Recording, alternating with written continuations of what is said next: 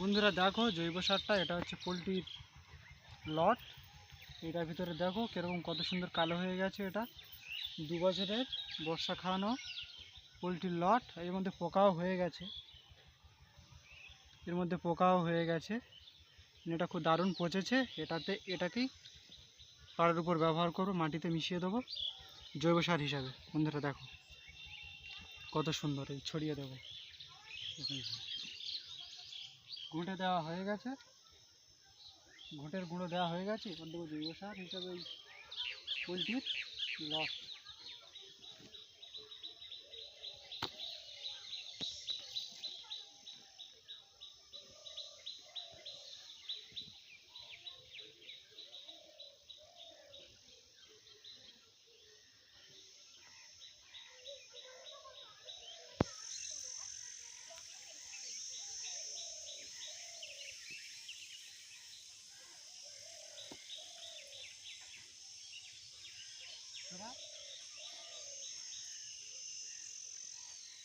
জৈব সারটা দেওয়ার পরে এর সাথে দেবো কিছু রাসায়নিক সার, তবে সেটা অল্প পরিমাণে, বেশি পরিমাণে দেবো না, কারণ জৈব সার পরিমাণটা বেশি রাখবো এখানে।